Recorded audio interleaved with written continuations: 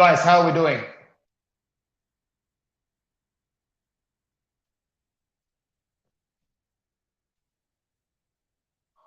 Can anybody hear me now? Is this a bit better? Awesome. Awesome. All right, let's get this started. Hopefully it's clear enough. I'll fix up that microphone issue / headphone issue in a little bit of time, but as long as you can all hear me, I'm happy. Guys, 2021, new year for Inter, slightly new year for Inter worldwide in terms of structure and how we set things out. There's going to be a lot of different appearances and different visuals on this channel. So first shout out goes to my boy, Uncle Raul Sharma.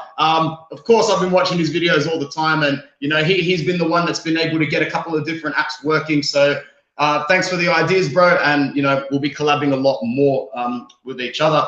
So thank you for everyone who's joining, and thanks for everyone who watches it. I promise to keep the content flowing in 2021. I promise to keep it engaging, and I promise to keep giving you guys the opportunity to join in. That's what Inter Worldwide is all about, and that's what it really started to become all about in the last maybe 6 months with the whole lockdown. If you want to get involved, you know where to get at me and to get at us. So make sure you do. Keep the chat going so that I've got some things to talk about after we talk about Crotone. 19th in the league. So we come up against them in 2 days' time. It is currently 11 a.m. on the 1st of January here in Sydney. King Darian, I see you saying it, that you're still in 2020. That's great, bro. Big shout out to you. Where are you, by the way? Comment below, because I know that in England, it is midnight right now. So if anybody's watching this around England or Europe and it literally just hit midnight, Happy New Year to you guys. Yeah, I honestly cannot wait to do some more good in 2021 with Inter Worldwide and collaborate with many, many people. Going back to Crotone, 19th place in the league. Their results suggest that we've got to get the 3 points. Got to get the 3 points. It's the exact sort of fixture that we want to start the new year with. Up against a team who is poorer than us, probably not focused. We've got that break now. Every team had the break over the holidays, but you know what I'm talking about. You know what I'm talking about. Barbados. Thanks for joining in from Barbados. Man, that makes me feel good. Someone's tuning in from Barbados. How good's that? Some real crappy results from Crotone over the season, losing to Genoa 4-1, Sassuolo 4-1, Milan 2-0, Cagliari 4-2. Knocked out of the Coppa Italia by Spal, I think on penalty shootout. Losses to Atalanta, Lazio, Bologna, Napoli. They've only just started getting some points by beating Parma 2-1, and they got a couple of draws as well along the way against Udinese. And I forget who the other one was. I think Torino as well, because Torino are absolutely garbage. So East Coast USA, Sal Gentile, thank you very much. We've got Italy in the house as well with Juicy. My boy Jono, always talking about a win. Got to win, bro. Got to win. Simple as that. When I spoke to Peter Couto from IFTV, when we played Spezia, he was like, this is the game that we got to win 3-0, 4-0. Look, to be honest, it should have been, but this is that game. That game against Crotone that's coming up, we've got to do them over 3-4 goals at least. At least. It has to be a game where we stamp out authority. If we want to be taken seriously as these Scudetto contenders, we need to keep up with Milan every step of the way and look over our shoulder. Like, Juve's just around the corner. Don't forget that. Thanks, Jono, man. Peter's a really, really good guy. Always speaks a lot of sense. He's a very level-headed Inter fan as well. He knows what the expectations are and knows that it can all go tits up really, really quickly as well. Yeah, so let us know in the comments below how you think we're going to go against Crotone. Let us know in the comments below who you expect to start, who you expect to do well. I'm going to try and get on this website here, StreamYard, so I can maybe edit the comments, you know, from a different area. Cesare, how are you, my friend? Good to hear from you again. Greetings from Italy. Amala, Bonanno to you, brother. Jono says, what are we thinking formation-wise? It's probably going to a 3-5-2, if I'm being honest, because, you know, I don't think we're going to risk anything the first match back. I think Conte's going to stick to what's traditional, especially in that whole, you know, Lukaku, Lautaro, Hakimi, the 3 men at the back are pretty much penciled in. So will Conte go 3-4-3, like John is saying? I'm not too sure, man. It is a little bit unpredictable, but at the end of the day, I expect him to field what he is most comfortable with, especially seeing as though there is absolutely no European football on the horizon. You get past this fixture, you get to look 7 days ahead to the next fixture. Jono says time for experimenting is done, I think. Man, well said. As I said, one competition. That's it. As long as we are, you know, playing the way that we want to play, we should have the endurance and the legs to get these tactics over 94, 95 minutes. I will say that one thing that has been good this season, we have started slow, but I do feel like our team's got the fitness because we tend to peak a little bit into the back end. What do you think about De Paul and Alejandro Gomez rumors? I love the rumors, Juicy. We've got to get one of them at least to add that little bit of spark to the existing midfield. Obviously, De Paul can be deployed a little bit further back. Guys, let me know in the comments below who you think we should get out of the two, and I'll quickly tell you about mine now. I would probably rather De Paul, only because of the age and also because we're really looking for someone who, as Uncle Sharma said in his last video, said can break the lines. A guy that can drive the ball and really, really take it through to the next line. Barella is someone that can kind of halfway do that, but it's not necessarily his forte. It's not necessarily what he's confident in. So, yeah, I do think it is De Paul, Sal. If I was to choose between the two, brother, I would most likely say De Paul. But with a 3-5-2, Conte don't chance, unfortunately. Maybe you're thinking he's not getting the chance under Conte, or if it's going to be Gomez. How do you think Gomez will get the chance under Conte? Is he supposed to be the Eriksen 2.0? Is he supposed to be the kind of player that Lautaro is? A lot of fans have been saying that Gomez in a 3-5-2 can play the Lautaro role maybe a little bit better than he can. We all see that his form has been shaky, Lautaro. When was the last time he put together more than a game or two that was good? It's a little bit worrying. So hopefully if Lautaro starts to show form, we won't be having this conversation. But at the end of the day, Papu Gomez coming in could really prove an option versatility-wise. Really, really could. In terms of how we are going to play against Crotone tactically, we're going to take it to them early, in my opinion. I really do think we will. Jono says, I think De Paul would be more versatile for us. I don't think Gomez would be suited to Conte, similar to Eriksen. You're probably right, to be honest. But yeah, who knows once again. Prediction-wise, yeah, as I said, we're going to win. We have to win. If we don't win, it's going to be 1-1. We'll probably score first, and then they'll equalize. It could still be one of those sticky games, though, that we don't necessarily score early, and we're pegged back, and we cop a goal. You know, a la Cagliari, Parma. How many other games have we conceded first this season? Yeah, it could go either way. But for me, for my personal prediction, I'm going to predict 3-0, 3-zip. Comfortable game, comfortable goals. Lukaku starts, scores 1 or 2, and then you're probably looking at a goal for either Lautaro, Barella, maybe one of the defenders. It could be King Darian. Can we finesse PSG with Eriksen? Bruv. How are we going to do it, though? We're going to loan into them, because PSG is probably one of 3 or 4 clubs in the world that have got money. They've got money. They don't necessarily need to spend. But yeah, loan, swap for Paredes, as the rumors are saying. I don't necessarily think that's a great swap. What I said recently was I don't really care who comes in for Eriksen, as long as it is someone that we can use. I don't want to get players and see them rot the bench. I want to get players and see them thrust into a system where they can be used almost instantaneously, because that's what you want. Why are you going and putting yourself out there for players if you don't know how to use them? We can't have another Eriksen situation on our hands. Jono says 2-1 or 3-1, silly late goal. I don't know. We'll see what happens. What else we got going on here? I've got to figure this out so I don't need to keep touching my phone in the future. Cesare, We don't need DePaul. We're FC Internazionale Milano. We need Matthias, Berti, and De Bruyne. My G. Jono, actually, I don't think Eriksen will go. Bro, he's gone. He's gone. He's training by himself. He's not even taking the pitch. He's not in any of the training montages. You know, Inter likes to put their players that are on good terms with the club in their little training montages on Intermedia House. You know, it's like, where's Wally, bro? Spot Christian Eriksen. He ain't nowhere to be seen.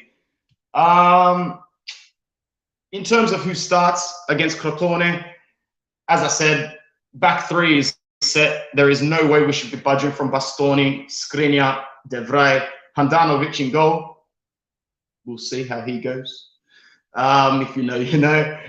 Hakimi's got to start on the right because he's just picking up momentum. And once again, I will keep saying this all the time. No European football. Strongest squad takes the pitch every single game. Even Coppa Italia. Let's beat every team in the Coppa Italia and win that trophy as well, please. Darian, I would like to see Martinez score. We need that early 1920 Martinez. You said it, bro. Preach. Yeah, Crotone in terms of the threat and where they're going to come from. Dude, after watching only a tiny bit of them this season, I really haven't watched much. I actually watched a couple of Spezia games and have tuned into Benevento. But in terms of the three teams that have been promoted, I have paid the least amount of attention to Crotone this season. So they've had a half decent, like obviously they're 19th, but when you get promoted from Serie B, you really need to realistically take a look at your expectations. And as I've heard many people say on the Culture Connection podcast on Serie A Sit Down, Crotone probably play the worst football in the whole league. Under the tree, you said it, bro. Those branches are starting to rot. Need the strongest squad they have. Enough rest, bro. They've had enough rest. They've been over the Christmas period. There's no European football. They are professional athletes. If I can, bro, John, if we can wake up and go to the gym, these guys can wake up and train and go and play football once a week as well, man. What do you think about Suning looking for investors? Not a good sign, in my opinion. Look, it's a pandemic at the moment. Even the richest corporations in the world are looking for some sort of leeway and some sort of assistance. There are many clubs in the red. Inter is one of the only clubs in Europe that isn't necessarily looking to go into their reserves. The books are still green. If we are making a move in the market, even if it's just signing a free agent to pay an extra salary, to me, that's an indication that the club is not struggling. The club is not, we're obviously looking to sell off assets, but these assets aren't being used. You know, getting rid of players that are on the books but have absolutely no worth to our team on the pitch, that's important. In terms of investors, I don't know how that works. I don't know much about the economy in terms of investing into football clubs, and I don't know what the restrictions are, especially coming out of a country like China. From what I've read, it's just more so a technicality issue, and that with the whole branding and sponsoring on the front of the jersey, I think we had plans of actually including Samsung as our sponsor. That cannot now happen. So, you know, someone could comment below and answer your question a lot better than I can, Juicy, because this is where my knowledge kind of reaches a little bit of the plateau. Going back to Crotone, let us know below if you think that they have any sort of threats that are going to come in our direction or in our way. Let us know below as well, like where you see them finishing this season. Do you see them surviving the drop?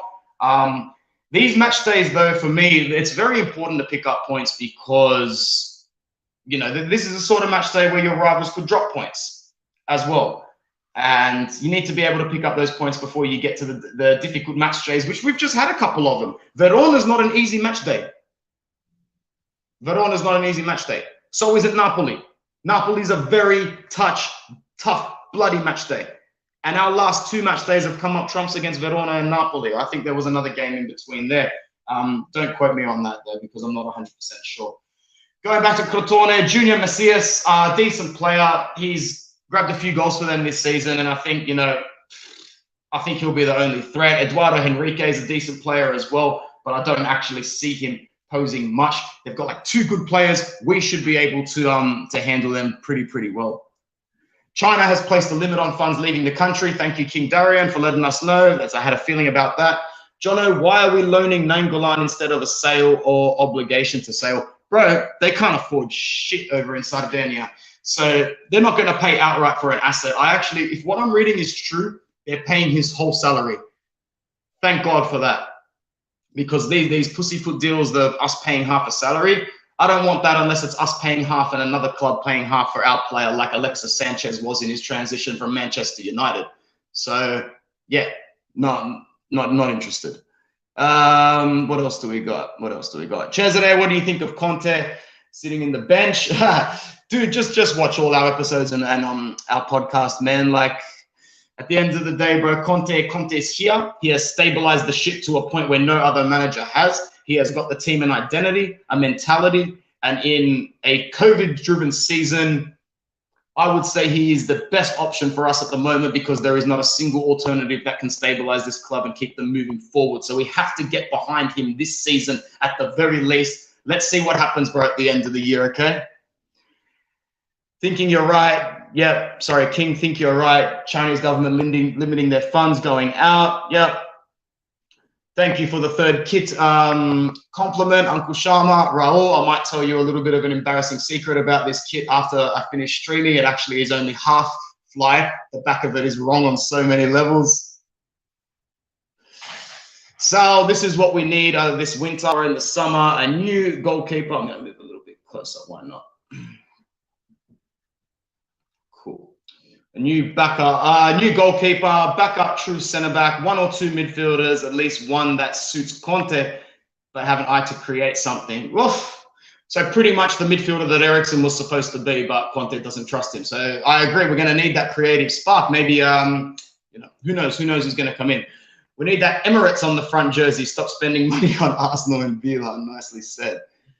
Happy New Year, man. Forza Inter. Hello from Tallinn, Estonia. Bro, shout out to you. Thank you very much for joining into the stream. Nothing but love.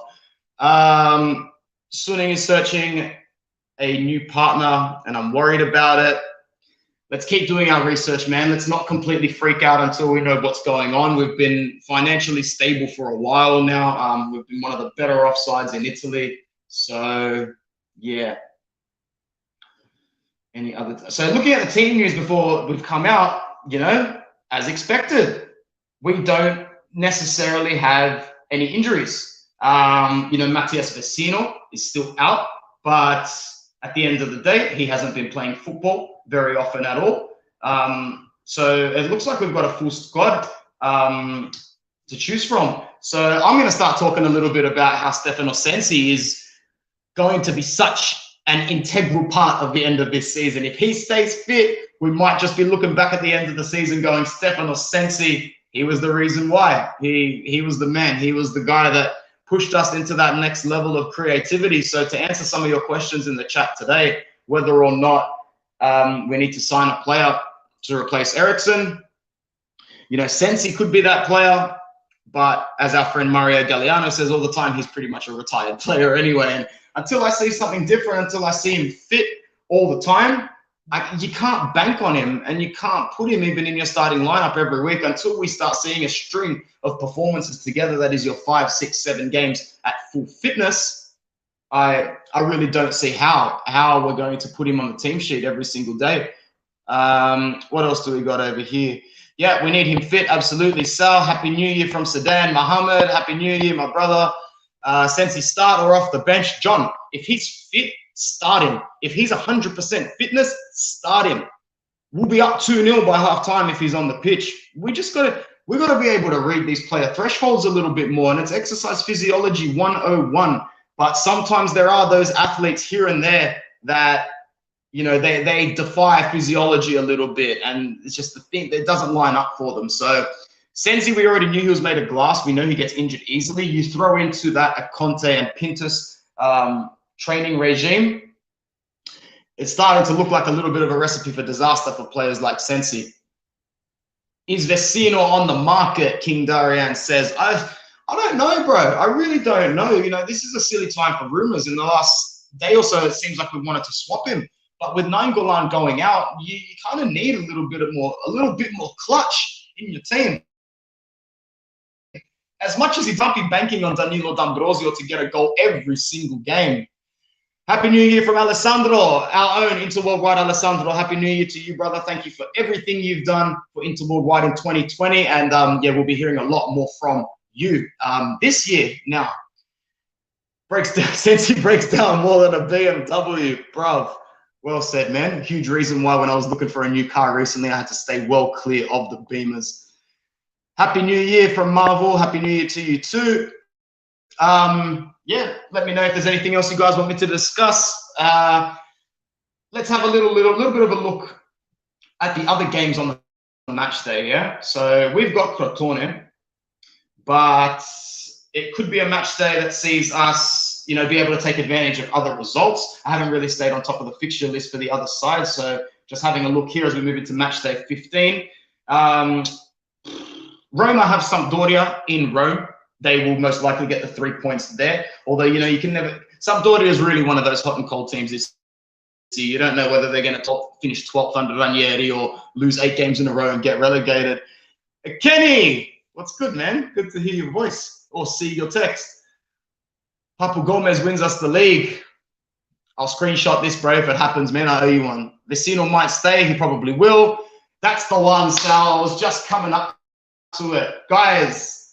Juventus play Milan, not this match day, the next one. So we got to get our 6 points from Crotone and Sampdoria, because that is where we're going. If we can get the 6 points in the next 2 games, we could be looking over our shoulder in first going, we've got a chance to leave a gap now. It's all about taking this season in small incremental levels. You don't look at the season as a whole. You take it block by block, gap by gap. Conte's a good player to do that when it comes to the league. So we'll see what happens there. DePaul, the possibility of this deal. Look, bro, as of this morning, it's the same for you now. Rodrigo DePaul news. So I think the last that we heard was like it was 18 months, an 18-month loan with an obligation to buy. But how does that suit Udinese? Even slightly. There is no way that suits Udinese. They will need an injection of funds properly this market to sell him. They're not a good side. If they get rid of DePaul, their likelihood of being relegated goes up by like 30, 40%, in my opinion, maybe even more. So unless you're going to slap 25 to 30 million on him, we can't get him in January. Maybe we can buy him in a sense, and then he stays at Udinese. I don't think that's ideal. You know, I think there were rumors of that happening with Tonali, and we didn't even scratch the surface of getting a deal done like that. Rodrigo DePaul linked with Leeds as well a lot in England, but I don't think that happens either. So the latest is that nothing, Mohamed Gassim, bro. Nothing at the moment. So check back in the next couple of days. The rumors will probably die out when the games start going back, and we'll have more of a clear inkling. Guys, just don't let this Mercato occupy too much of your time. I'm just as guilty as anyone of letting the transfer market basically occupy all my free time, especially when I'm not at school, which is right now in January, obviously. But with everything that's happened in the world, don't expect anything. Expect the minimalistic of deals, maybe swaps, loans. If we can get Papu Gomez, I'll actually consider it a miracle, to be honest, because I don't know how clubs are going to perform in this Mercato at all. What is better, Rube and Milan draw or a Rube win? Bro, a draw is the best result in that game, because screw any of them being happy at all at any point during this year, let alone in a game against each other. As a famous Inter fan once said, you look it up for yourselves. Juventus, Milan, I hope they both lose when they play each other. I think we want a Juve win. Look, sorry, bro, I never want a Juventus win. F that. I'm tired of hearing these Milan fans. Me too, bro. It's kind of like a bittersweet thing. At least one set of fans or both set of fans will be disappointed on the match day, but there'll be one set of fans that's even more disappointed than those two if we don't pick up 6 points, yeah? Clean your own bedroom first before making fun of somebody else's. 100, sick of Milan fans. We're all sick of Milan fans, bro. Hopefully that they've left their little ego in the new year. But Mario's speaking to me at the moment. Happy New Year. How's the future? The future is good here in Sydney. Yeah, so thanks for joining in, everyone. Again, we've still got a few viewers here. Let me know if there's anything else that we need to talk about, or else I will be on my way. Raja Nainggolan, let's talk a little bit about it again. Was I too harsh? Was I too harsh in my video about Raja Nainggolan? Because I honestly don't feel anything for the guy at all. He's such a disappointment of a transfer, such a disappointment of a human being, the way he behaved at our club. So, yeah, not really happy there. Will he do well at Cagliari, or will he do anything? I think he'll be made to look like he's doing more in an environment that so desperately reaches out to him. But the best years are so far behind him. I don't see him coming back at all to make any sort of impact at Cagliari. I reckon he actually starts to sit the bench a little bit more. Nango Clown, as Mohammed's calling him. Yeah, it's just gut. You put yourself out there with a $40 million package, trade over one of your best youngsters, and hindsight, this deal wasn't good for anybody, especially Zaniolo. Fourth striker talk with Pinamonti. Wish Pinamonti got more of a chance, but typical Conte not showing any trust. Look, piggyback that into Sal's comment, Jono. Why the are we linked with Graziano Pele? Because Conte has a little bit of a fetish for his old players. And, you know, as soon as Pele scored that goal against Spain, he was basically tattooed into Conte's squad wherever he went for the rest of his life. I don't think we're bringing that guy back. It has to be Papu Gomez, who's the next forward, even though he's not necessarily a second striker. What do you guys think of Gervinho? Because I know he's come of age, but he's so classy. Alex Dono mentioned it on Calcio Connection this week. He just oozes class. Like, against Juve, he terrorizes them. Milan, against us, I hate playing Parma just for that reason. He always scores. Give me Gervinho at a cut price at the moment, and I will be laughing to the bank with that. That's a Scudetto signing, in my opinion, right there. Cesare says, Agumi, Pirola, Esposito, 0 minuti this season. We have chosen the wrong team to send them. Apparently, Esposito is like fourth choice striker at Spal at the moment. How did that happen? How is he not getting any more minutes? He seems so lively at Inter, playing for the under, what was it, 17s, 19s, or 21s, or a few more, but not to be. Anyway, make sure before you go, you leave a comment with your prediction on the scoreline for Inter and Crotone. Hopefully we get the 3 points, and also let me know what you think about the format of this video. It's a little bit easier in a sense that you don't need to actually record, you know, large files on your phone and then go through deleting them later on. So yeah. Anything else to chitty chat about before we wrap this one up for today? Actually, yeah, why not? In terms of 2020, let me know in this chat now, who is your favorite player for Inter? I've seen a lot of fans debate between Luka and and Barella. For me personally, I would have to go with Lukaku. Even though Barella's my favorite player, I was thinking about it like this. You take Lukaku out of this Inter team. Ooh, my goodness. That's why I think Gervinho is a decent replacement. He's not as tough as he is, but he can still grab some goals. I dare say there's not a replacement on Romelu Lukaku's level other than Robert Lewandowski, and he's coming anywhere near this country, let alone this club, okay? So who was your favorite player this season? Was it Barella? Was it Lukaku? I don't think anybody else can really be mentioned in the debate. Bastoni has been very, very good, but not as good as the other two. De Vrij has done what he was meant to do, but still not as good as the other two, in my opinion. So, yeah. For me, it's Lukaku, and for me, he's going to go on to win the Capocannoniere as well. I think he will go all the way. It won't be Ronaldo, it won't be Caputo, it won't be Ibrahimovic.